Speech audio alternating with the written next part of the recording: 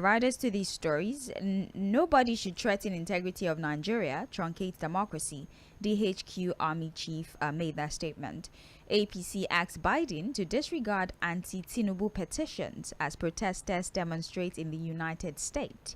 Politicians rooting for interim government are irresponsible, mischievous, Buhari media organization. So, let's get into this particular story.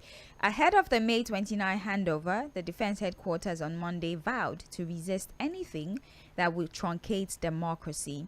The Director of Defense Information, Brigadier General Tukur Gusau, stated this in an interview with one of the correspondents in Abuja. So apparently, they're talking about the additional efforts through the Joint Task Force Operation Udoka that paid off in the southeast, thus ensuring successful elections in the region, even though before the actual elections, IPOB and ESN and their supporters had threatened that there would be no elections in the zone. Now, in a new development, there are Nigerians on Monday who staged a protest in front of the White House in the United States against the outcome of the February 25 election.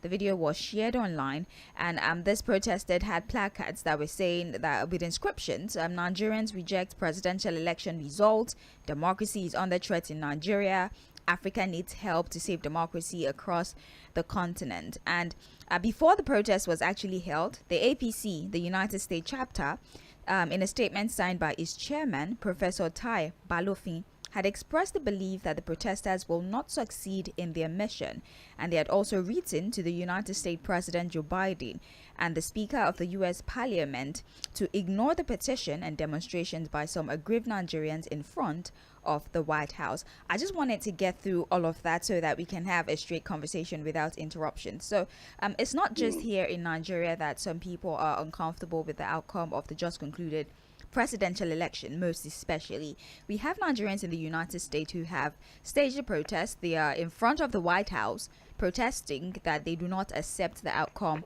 of the election, and they have in fact written to the United States president.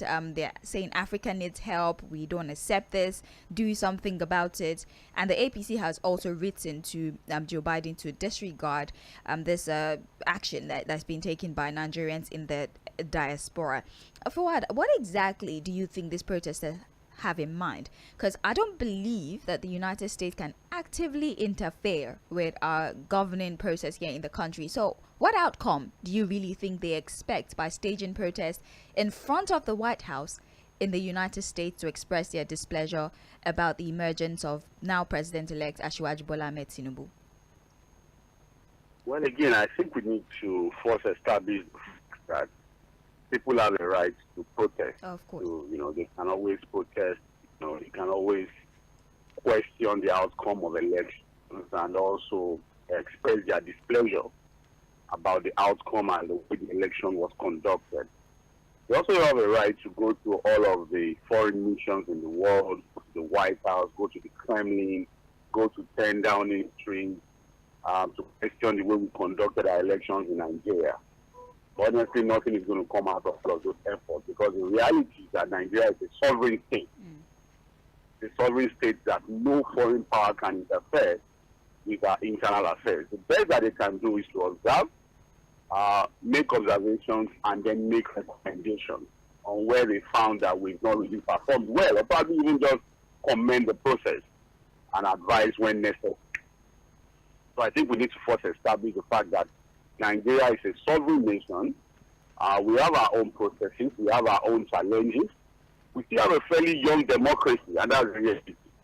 If we were to compare our democratic experience to that of the advanced societies who, over so many years, centuries, they've been nurturing their democracy. So some of the challenges we face now, they have also faced it in the past. But the reality is that, the fact that they've been able to have continuous transition, they've been able to deepen their democracy, they've been able to evolve over the years. That's the reason why we see most of those democracies as a model now. So for us to get to a point where people also see our own democracy as a model, we are going to face these challenges. I've always said whatever comes out of the court processes now, which is the last lap of the election cycle, would help to also further deepen our democracy. Because again, if you look at most of the cases in court now, those are cases to answer some of the questions on the conduct of the election, on constitutional requirements to become president, and a whole lot of things. And I know the court, because again, as a lawful Nigerian, I'm bound to trust the court processes. I'm very hopeful that the court will do the needful. Whatever decision comes out of the court is binding, because that is what democratic tenets require. That is what the law requires. But again, the conversation to better our democracy is an ongoing thing. It's not going to end. And it will never end. Because there will always be issues to discuss. There will always be issues to bring to the front burner, to further better our society and our democracy. So again, for people who are protesting, it is within their rights. So far, they remain peaceful and are not destructive in whatever way. They have a right to protest. They can continue to protest. In fact, democracy even encourages that people should protest when they feel dissatisfied. But they must protest within the ambit of the law. Fuhad, they must protest. Interrupt you for just a little bit. Now, these are people in the diaspora. I don't believe that they voted. Am I correct? I don't believe that these people actually voted, because you can't vote except those who came down to the country to vote. But I would like to assume that the majority who are currently protesting did not actually vote. And the inscriptions on their placard, Nigerians did not vote for APC, we reject this. So that's why I'm trying to reconcile this situation. Most of them were not able to vote because they're in the diaspora. So I'm confused as to why they're protesting in front of the White House. I really want to understand the logic behind it. Even if they were not able to vote, there are still Nigerians in diaspora, so I'm sure that they are concerned about what is happening back home. So it's not a problem that they are protesting. In fact, it's not a problem that they are protesting in front of the White House. They can go to the Capitol, like I said, go to the Kremlin and all of that. Right. It is within their right to do that. What I'm saying is that, look, it ends as a protest.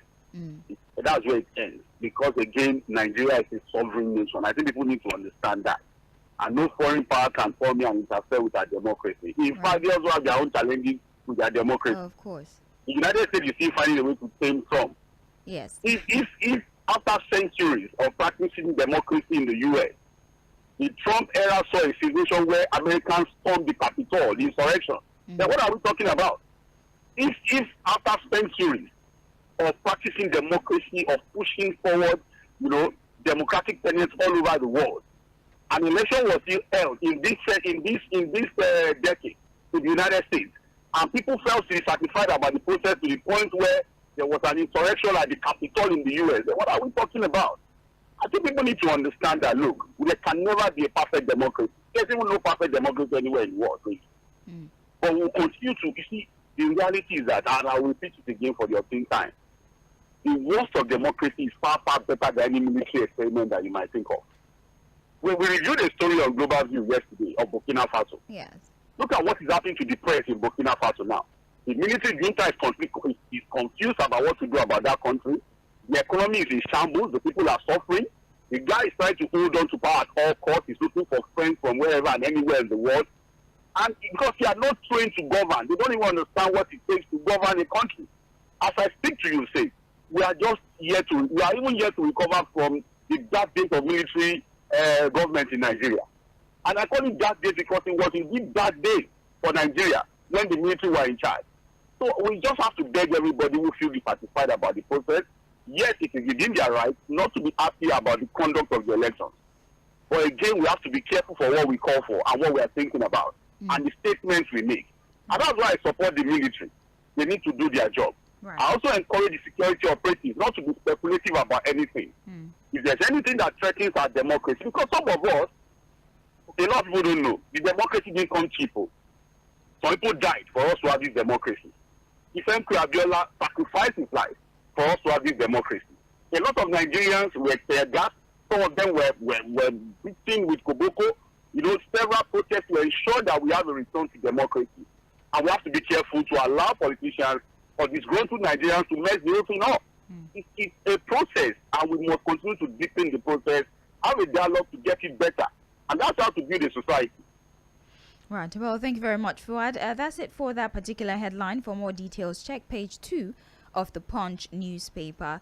Moving on, the federal government approves 173 loan apps, bars illegal online banks. I mean, it's about time. This story is on page 19 of the Punch newspaper. Let's look at it very briefly. The Federal Competition and Consumer Protection Commission has approved 173 digital lending applications to operate in the country.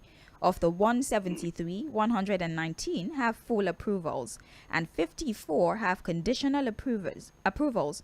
After loan apps started harassing Nigerians, the FCCPC began a registration drive to protect citizens from the atrocities of these apps. But I don't know if you've ever experienced it where you just get a broadcast message with somebody's picture, this person is owing us money and what have you, and we have, loan sharks. Yeah, and these loan sharks. And we've actually heard reports of some going as far as physically assaulting people, So the federal government has decided to deal with this issue. So now there's a registration process.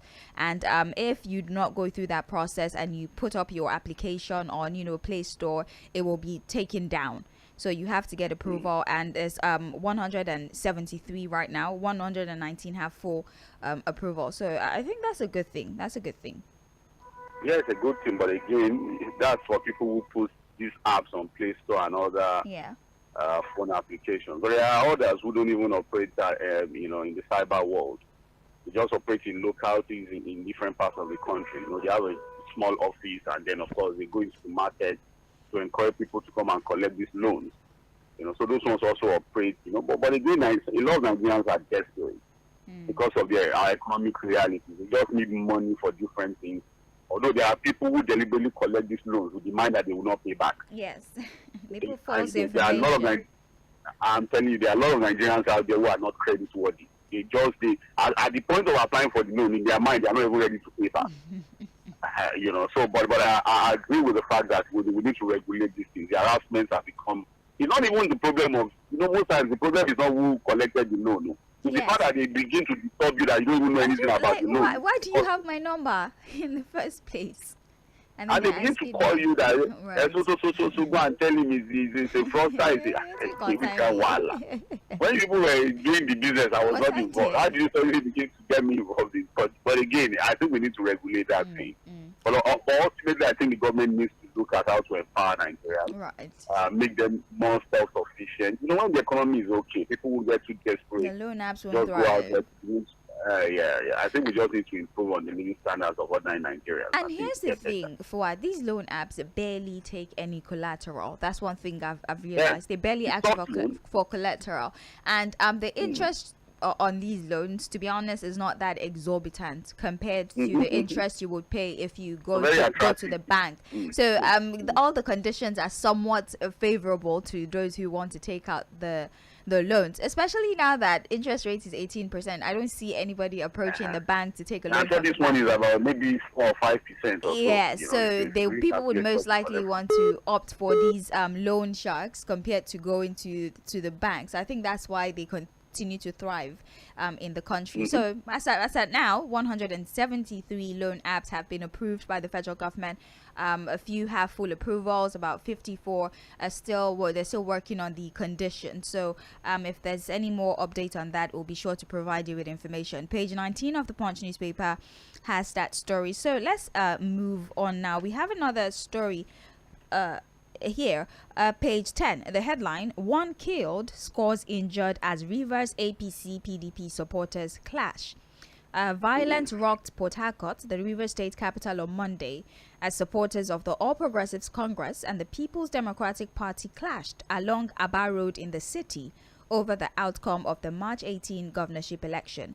So PDP supporters, they went to the INEC office as early as 8 a.m. where the APC supporters were already there. As you know, they were granted permission to inspect the materials that were used for the just concluded election. Well, it would seem that this meeting, or should I say this rendezvous, did not end well, as violence ensued. In fact, the APC governorship candidate Tony Eko reportedly escaped a mob attack. He was whisked away from the scene. Slightly injured. Yes, he spoke about it. He did say that they had to protect him. Security operatives had to shield him, but then he was injured. So the publicity secretary of the PDP, Sidney Gbara, was actually contacted to get his own side of the story, and he seems to think that Tony Eko is being economical with the truth. He might have exaggerated the situation. He says that he's trying to deceive the public. According to Barra, what happened at the PDP was INEC was to register. Okay, INEC was to allow joint inspection of the materials, which he says to be normal for other parties to be there whilst you are inspecting the material. But then Tony Eko came there with thugs dressed in police uniform, and that is why the situation escalated. So do you want to comment on this, Fuhad? I sometimes I'm a bit I really don't like to listen to politicians when they give accounts of situations like this, because everyone would want to speak to favor his own side. Right. But the reality is that in Rivers State, I think we need to put some spotlight on what is happening in Rivers State. Before the election, it was violence all through. Yes. To the extent that even the PDP, the presidential candidate of the PDP, could not go to Rivers State to campaign. The conduct of the elections too, violence all through. We saw the drama at the collation center. It took days even to get all of the elections concluded, both at the presidential and governorship level. It was battle, it was serious fights and all of that, and even the conduct of the elections. Now we're having post-election situations now, and we are still recording violence in Rivers State. And so I must say that again, the security operatives need to do their job professionally. This is not the time to take sides. They are supposed to be non-partisan. Just do your job. Because one would think that at least at the INEC office, enough security should have been provided. Again, the idea of joint inspection of materials is not new to electoral process. Sometimes political parties are allowed to jointly inspect materials. But if they see that it was going to become a problem, then you can allow political parties to individually come and inspect those materials and ensure that INEC officials monitor the process so that they are not tampered with. Again, that's why we tell people this idea of inspecting electoral materials and all of that is not a key party, because you have to ensure that, again, because these are supposed to be documentary evidence in the court, and you have to be sure that people are not tampering with it while they are inspecting.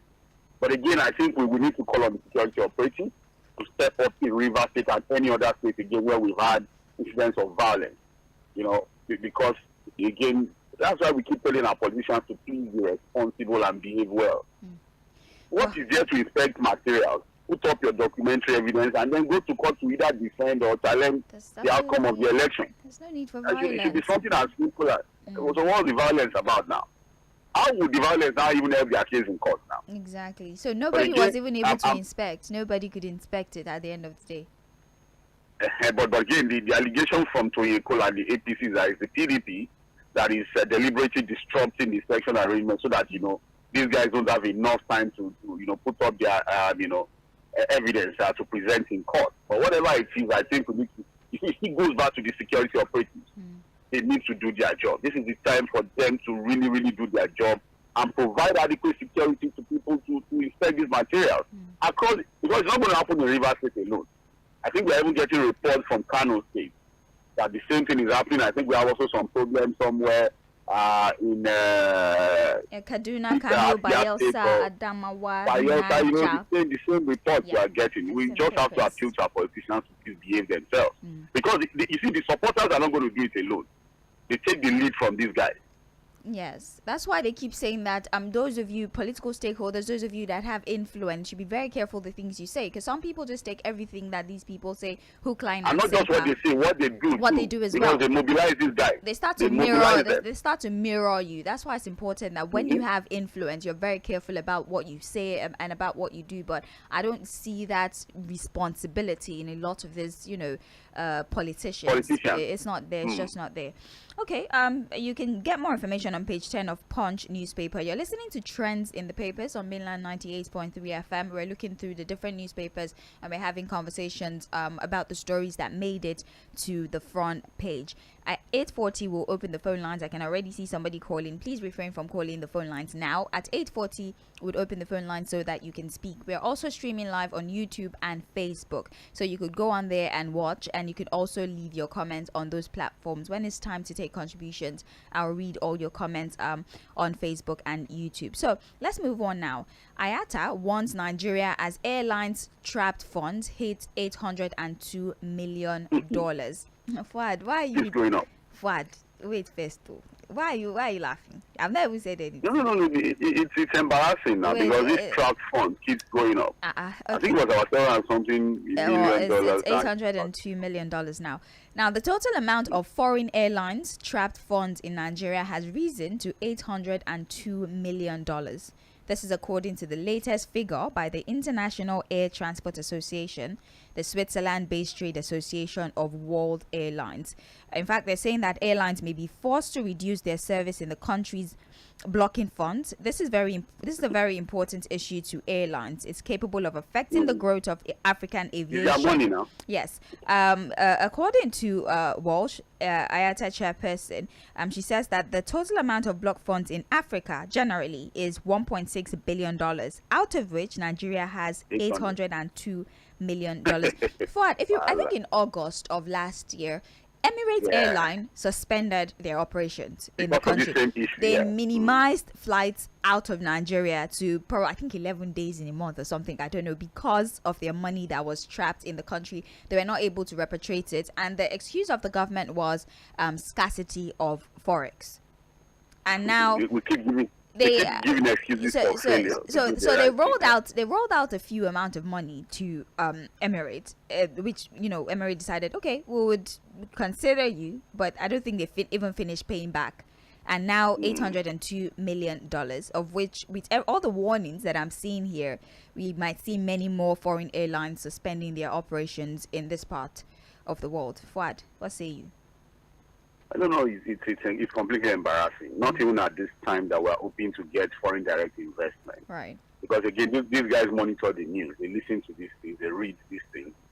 And what we're telling the world is that we're not a reliable business partner. That when it comes to doing business, we're not be able to really do our own part of the deal. We are not reliable, and it's unfortunate. This is an issue that has lingered for too long. I said, I think about maybe 2-3 months ago, the figure was around $700 something million, and now it's about $800 something million. The whole of Africa about $1.2 billion. So it means that we have 80% of the trapped funds are from Nigeria. It's embarrassing. I think we need to quickly do something about it. I don't understand the idea of scarcity of forex. I really don't understand this idea of holding people's funds back on the excuse of scarcity of forex and all of that. We need to tidy up our own homes. That's how to become a reliable business partner. That's how to attract foreign direct investment. I think it was about 2 or 3 years ago that some businesses from the Western world somehow were looking at Ghana. A lot of them relocated to Ghana. And all of that, But Nigeria is the largest economy in Africa. We have the biggest opportunity for any foreigner to invest in Africa. South Africa does not even come close. We have the population, we have the resources, we have the manpower. We have the weather is even very good. Of course. For business. We don't have natural disasters a lot.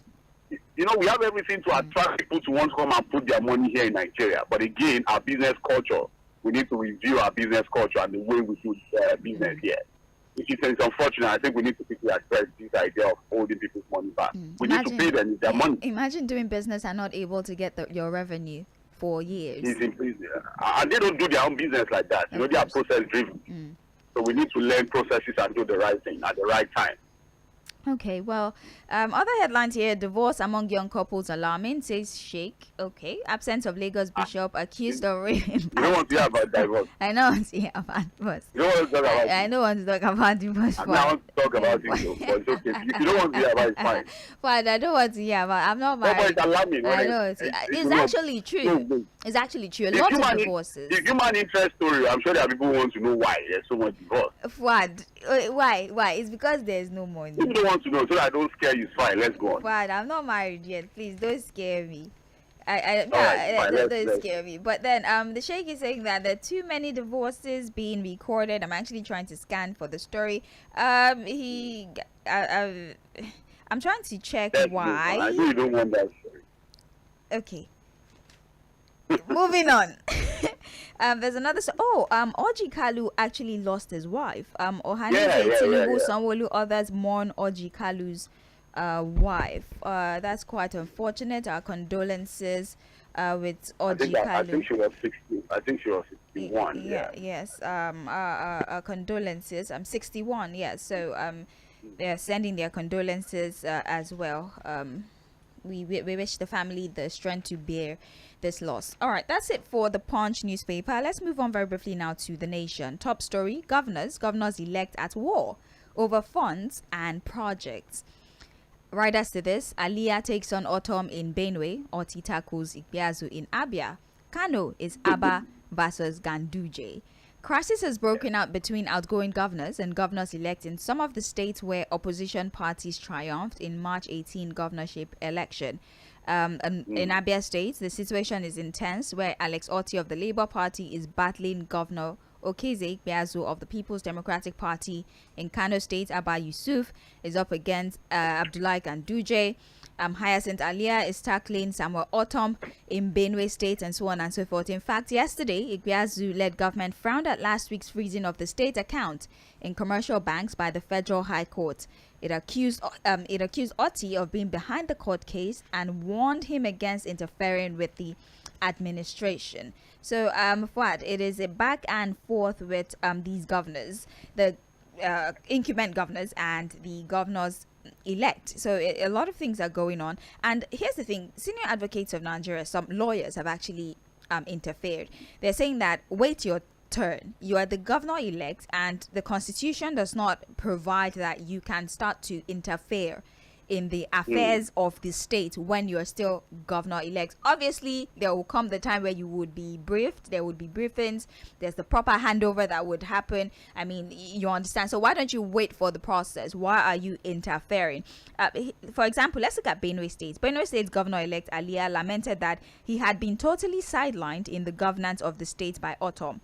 He alleged that since he was handed over his certificate of return by the Independent National Electoral Commission as the winner of the March 18 election, he has not been accorded the privileges due to him. So I want to understand what these privileges are supposed to be. As governor-elect, Fuhad, yes, as governor-elect, are you supposed to stop making any decision about the operations of the state until you become governor?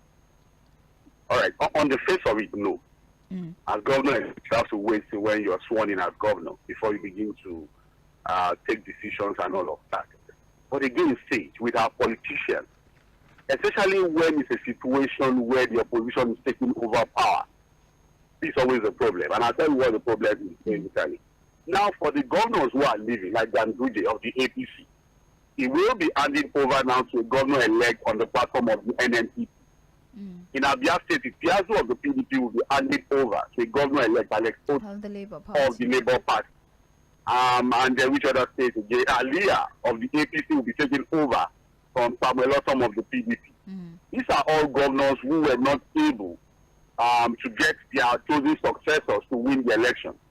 Now, all they needed to do, again, I understand where Father Aliyah is coming from. Again, they are still governors-elect. They can't sit as governors yet. But I understand why they are worried. And why they are already getting anxious about agitated and anxious about what is going on in their state, because they are going to take over in the next few days. And I'll tell you what is happening. What should happen ordinarily is that these governors set up what is called a transition committee. Remember that even before the presidential election, President Muhammadu Buhari already set up the transition committee. Yeah. And he has signed an executive order to activate the process of transition as we speak. So what it means is that the outgoing government begins to share notes with the incoming government. They begin to look at, because yes, you might say, you have to wait for your turn. But the transition has to be smooth in terms of sharing information. Vital information about contracts, about employment, about the finance of the state, about loans and all of that. So that, when the transition happens, it becomes smooth and seamless. Because, again, we see situations where outgoing governors set up booby traps for the incoming governors. And I'll tell you some of the booby traps they set up. They begin to employ people recklessly. I mean, we saw that It happen happened in one state, yes. Yes. They begin to go for all manner of funny loans now to put the state in debt, in perpetual debt. They begin to afford very frivolous and crazy contractors, begin to pay all manners of money just to, get the state bankrupt before the incoming government comes in. So that's the reason why these guys are a bit agitated. They say, look, we are governors elect. We are not saying we are governors yet. But if it is time to have a proper transition process, let's have shared files, shared information. Let's know what's going on. But again, we need to appeal to the governors elect to calm down. They are not governors yet. But we need to also listen to them because we've seen the precedents in the past where these outgoing governors set up all manner of booby traps and then run the state aground just to create problems for the incoming, administration. So that's what is happening. Fuhad, can anything be done about that? Is it possible to fix that particular situation, since we know for a fact that this is techniques that have been used in the past by certain incumbents to truncate, or should I say to make it difficult for the next administration? Yes. Frustrate, yes. Can something be done about that where before you get approval on certain projects, it would be properly scrutinized, and once it's determined that this project actually has an undertone of you trying to frustrate the next administration, it will not be approved? I think the smart thing that can be done, and I think one of that is being done already in Benue and Abia State, is to approach the court to probably freeze those accounts and get all manner of injunctions to curtail the exercise of these outgoing governors.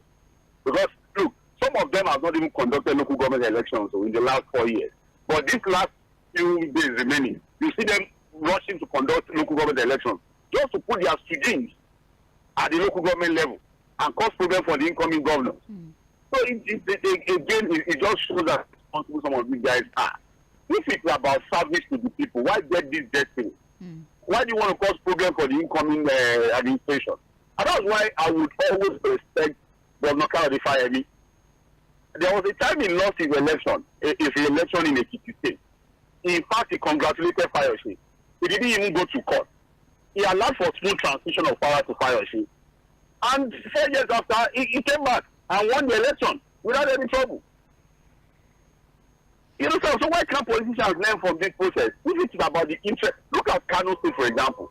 Ganduje and Kwankwanso and the new guy that is coming in, they are all from Kano State. And I think the interest of Kano should be paramount in their mind, not their own personal interest. But our politicians don't think that way.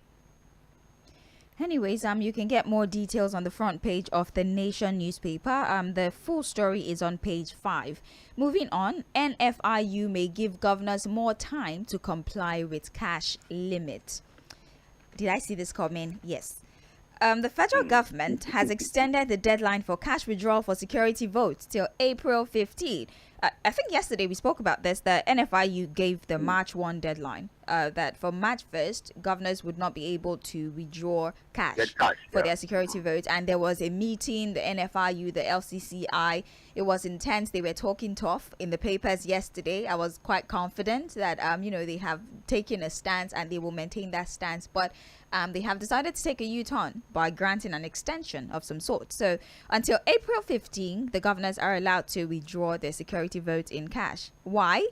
Their reason is the Naira redesign and the controversies that followed it was probably something that influenced that decision to extend the governors being able to withdraw security votes in cash. Fuhad, I know what you think, but let's hear it.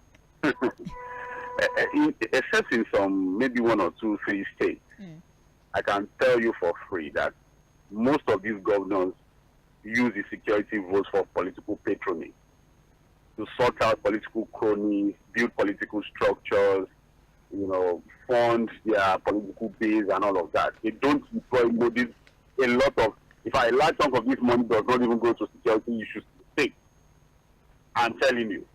And that's why they are so interested in having this money in cash.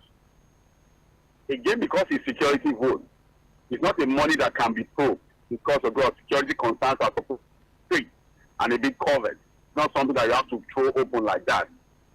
But I honestly, the fact a lot of these governors don't use this money for security concerns in their state.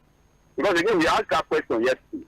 And I don't think any of the governors have been able to justify the reason they want that money in cash. Honestly, I've not seen any justification from any of the governors Even in states where there are really no banks and all of that, there are ways to do these things. But again, it is what it is. They are going to be giving more time. But I just think we need to mention that, look, there's this money that goes to the governors every month. It's called security vote. What they do with it, I don't think anybody can say, it makes sense at the end of the day. A lot of them just use it for personal thoughts, for political patronage and the rest. Fuad, why aren't they exploring the same options that they gave Nigerians when people were complaining? Because I remember them saying something like, "Oh, we have e-naira. We have e-naira. It will be great. Use the e-naira." Why can't they use e-naira? I told you. Is it not government initiative? They should use it. Let me ask you a very simple question. Have you visited the governor before? Have you gone to the government house before? Well, they are not looking for me there. No, I haven't. Okay, but you know that when people go there, they leave with some packs, whether it's brown, whether it's white, whether it's in Ghana must go and all of that. What do you think they're living with? Yeah, I don't know. Flyer for church service. They are inviting them to church. It's flyer for church pamphlet. That's what it is. So we don't live with all manner of things, and part of it is these things, So let's just leave it at that. All right. Well, just so you know now, the governors can withdraw cash for When security votes till April 15th. Fingers like this, when you see the governor tap his fingers like this, say, "Hey, my chief of staff or ADC," and he winks at them, something must follow. Okay, moving on now. We have another story here. Page 5. That's where you'd actually find that particular story. Let's move on now. APC organs should function. NWC members tell Adamu. Riders to this party should avoid 2015 scenario on National Assembly positions. A member of the National Working Committee of the All Progressive Congress, Saliu Lukman, yesterday called for the proper functioning of the party organs. He explained that the National Executive Committee and Board of Trustees are ineffective, stressing that they have not been holding meetings in accordance with the party's constitution. Let's check page 4 for the rest of this story. Now, the former Director General of the Progressive Governors Forum lamented that the Adamu-led National Working Committee has committed fundamental infractions like the ones that led to the dissolution of the Adams Oshiomhole-led National Working Committee in 2020. He said it includes the refusal to convene the National Executive Council and the National Caucus meeting, and refusal to give quarterly financial reports to NEC and inaugurate the Board of Trustees, now Christian National Advisory Council. So I think they're just talking about some of the inadequacies, or should I say, the ineffectiveness of the of the APC, some organs in the APC. Do you think that this is probably part of the things that is, causing the intra-party fracas in the APC, though it's hush-hush compared to the intra-party fracas of the PDP. Yes, but then again, do you think that these are some of the things that are probably contributing to the issues going on within the party? Like you said, theirs is still not as pronounced. Big as pronounced and big as like the PDP, but the reality is that the APC also have their own issues. I read the story yesterday. And what he's saying basically is that the party National Working Committee, the structure has been hijacked by the party chairman and the secretary. Party chairman Abdullah Adamu and Yola Omishoru is the secretary, that they just run the place on their own without even looking at members of the National Working Committee. That's now just between the chairman and all of that. Again, these are issues that, if not properly handled and managed, may tear the party apart. And I'm sure that a lot of APC supporters would probably trust the political, understanding of the president-elect to be able to sort all of these issues out. They know he's a thoroughbred politician who is not going to allow this to tear the party apart. But the reality is that the APC also have their own internal issues that they are dealing with, and but not as pronounced, like you said, as that of the people. But if these are just internal issues, I'm sure they will sort it out. They will. Definitely, they will. All right, let's move on now. Oil price up $85 per barrel on OPEC cuts production. After a slowdown, global oil price yesterday rose sharply following the announcement of production cuts by Organization of Petroleum Exporting Countries, OPEC. As at the time of going to the press yesterday, Brent crude had reached $85.03 per barrel. Experts predict $100 per barrel. This would naturally be exciting news for crude oil producing countries like Nigeria, but unfortunately, we might not be able to share in this increasing price of crude oil. And Not Fuad, we do might you not, want to we tell will us not, we why? will not share. Because we are No, subsidized. we did the why, yes. Yeah, we did did. the Of why, course, we yes. did the why yesterday. And basically, like you said, it's supposed to be good news to an oil-producing nation like Nigeria. You know, OPEC tinkers with production when they want the thing to go up, so that, you know, producing nations like Nigeria can benefit from a rise in price. But the reality is that whatever we make from crude export will now waste on the fraudulent subsidy regime because we are still importing refined products. So for countries like Angola, good luck to them. They are going to make more money. For countries like Saudi Arabia, good luck to them. They are going to make more money. You know why? Because they are going to export their crude, reserve some for local refining, and also still export refined products and reserve some for local consumption. So, but we don't have that structure here. We are not able to refine locally. So basically what we are going to do is to export our crude. More than 50% from old records will be stolen, will not account for that. And then, yes, now that's the reality. And at the end of the day, refined petroleum will still import. And then some people will sit down in it and collect fraudulent subsidy money again. And at the end of the day, we'll look at our account. We have made no money. So that's the reality of Nigeria. Until we get somebody to clean the mess in the oil sector, we'll never share from this like that. Never. Wow. Well, it's quite sad, quite unfortunate. This would have been this would have been really, really great for us, especially because of, you know, all of the deficits that we're suffering right now. It would have been great. This would have been a great opportunity to bridge the gap. But then again, it is what it is. Let's move on now. Other headlines here: funeral for Kalu's wife to hold in the United States. APC PDP supporters clash at Rivers INEC. We spoke about this already. Presidential poll credible. APC writes Biden, McCarthy. I think this is regarding the protest that is taking place in the United States. That's about it for the Nation newspaper. Let's check Vanguard very briefly. Top story here: gunmen terrorize Niger, Kaduna, Kogi, Bayelsa, Adamawa. Bandits kill 2 villagers, abduct 34. Escaped with arms in Niger. Gunmen kill APC ward chairman. Other villagers in Kogi. Gunmen evade Adamawa community. Kill 3. Fuhad insecurity. We talk about the violence, post-election violence going on. Really, I don't. To what end, Fuhad? To what end exactly? Because if everybody that you're supposed to govern dies, and this is not me in any way insinuating that it is a particular politician responsible for this, just to get that out of the way. I'm just saying that the financiers of these individuals who go about killing and abducting people, if everybody in your state dies, if everybody in that state dies or is abducted or is living in fear, what sort of regime are you going to have? Like, to what end is what I'm trying to understand. It's unfortunate, Sage, again, because we need to ask ourselves, if it's about service to the people, then why should politicians get this desperate? If it's just about service, you go in there to make life meaningful for the people, you're going there to deliver the goods of democracy. Why don't you have to get this desperate? But the reality is that a lot of these guys are going there to just, to steal money. He's just going there because of the funds of the state and all of that. And that's why they are still desperate. Because if it's not about what you are going there to go and steal, then why are you killing people? Or to what end? To achieve what precisely? So it's unfortunate, and until we, like people say, until we make it unattractive, we make governance so unattractive, where it's just about service to the people, we'll continue to have issues like this. Right. It's on the front page of the Vanguard newspaper. Check page 5 for details on the story. So let's talk about this.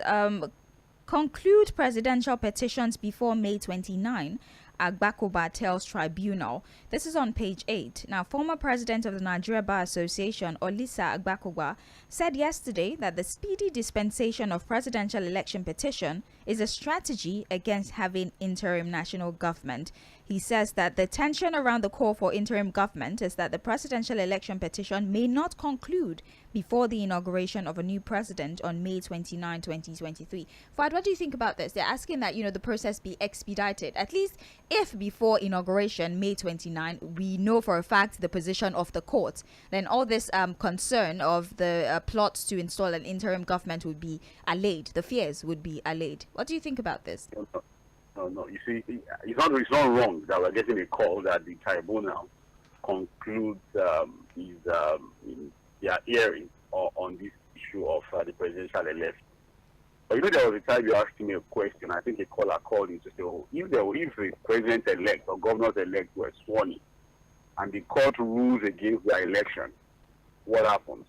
The circuit of its own will withdraw. The reality is this. If you look at the way the court processes are structured, the presidential election starts at the appeal court and ends at the Supreme Court. And I expect that, look, it's going to go to the wires. I'm expecting that whatever ruling we get from the appeal court, it will still be appealed at the Supreme Court. So I expect that it's going to get to the Supreme Court. So there's no way that cycle will end at the appeal court, and expect that we're going to have a conclusion before inauguration. So most likely we're going to have the swearing-in happen while the court cases are still going on. The governorship elections is actually the longest of the judicial cycle. It starts at the tribunal in the state, it gets to the appeal court, and then ends at the Supreme Court. For the assembly elections, it starts at the tribunal and ends at the appeal court. So I understand where Abakuba is calling from, but unfortunately that may not be a reality in this situation.